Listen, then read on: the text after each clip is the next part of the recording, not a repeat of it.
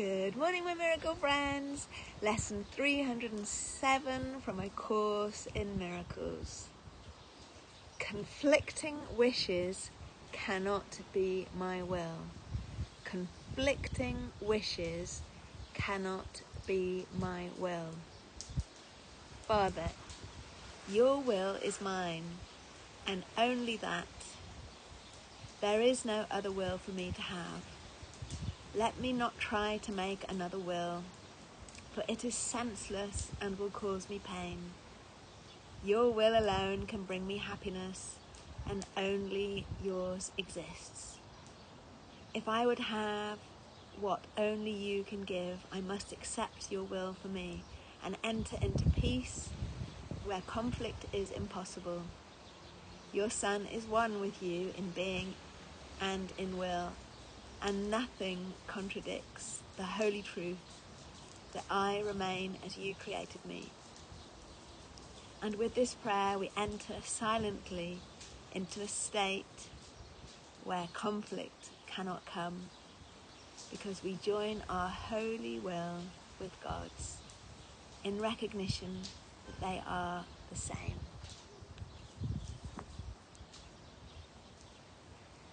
Conflicting wishes cannot be my will. First of all, we can't have conflicting wishes at the same time. So you cannot be angry and happy at the same time. You cannot be fear-based and loving at the same time. You choose one or the other. So the two, there is no conflict because you're either one or you're the other. So you have a choice to make, but you can't have both at the same time. So we know what makes us feel good by now. If anyone has been doing any of these lessons for as long as I have, we know what makes us feel good. We know what makes us feel bad. We know what positive energy feels like. We know what negative energy feels like. And we know where one feels expansive and sharing and blissful, and the other one feels small and pinched and cold and lonely. So if we assume that the source of life has got a better understanding of life than our ego has, and we just surrender to life force knowing better than our little fighting ego knows, there is no conflict. There is no conflict. Just surrender to the life force that is in the wind right now, that is in the trees, that has grown the trees, that has grown us, that is in everything. In the whole universe, this life force, this intelligent, benevolent, that means loving, all working together, all pervasive, all powerful, all loving, all conscious. Let's just drop into that. Conflicting wishes cannot be my will. I mean, who in their right mind would have this conflict going on?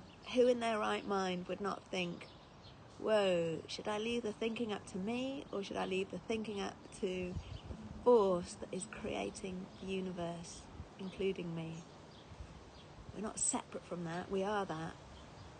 Father, your will is mine and only that. There is no other will for me to have.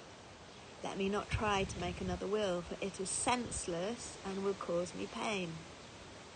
You know, when you're following the will of God or the will of life force, you feel happy, feel joyful, feel light. You don't sweat the small stuff, you don't sweat the big stuff. You feel in bliss. Nothing winds you up. That's when you are following the will of God and the will of life force. God is not this man-made version that we were all fed when we were little this nasty dickhead that's judging us to be good or bad or this or that. No, that is nonsense. That is man's ego's version of what God could possibly be.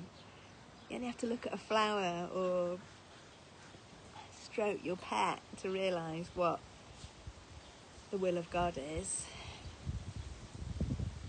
We are that. Father, your will is mine and only that. There is no other will for me to have. Let me not try to make another will. Do we honestly think we know better? We've been on this planet for, I don't know, anywhere between, in this group, I don't know, 30 to 82. Do we really know better than this life force that has always been and always will be? Your will alone can bring me happiness. The divine will and only yours exists. If I would have what only you can give, I must accept your will for me and enter into peace where conflict is impossible. Your Son is one with you in being and in will, and nothing contradicts the holy truth that I remain as you created me. If you're happy, if you're joyful, if you're peaceful, if you're blissful,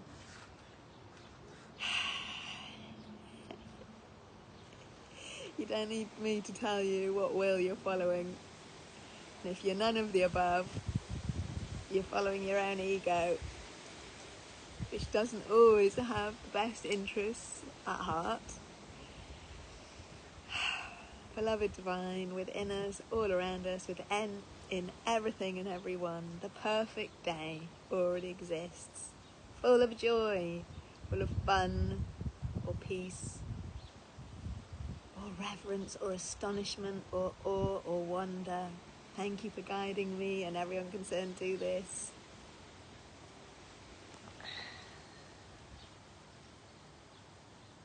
Life force before me and life force behind me, life force to the left of me and life force to the right of me, life force above me and life force below me, life force express itself through me as it already is, and life force emanate from me, touching everything else, also full of life force, in the form and the formless.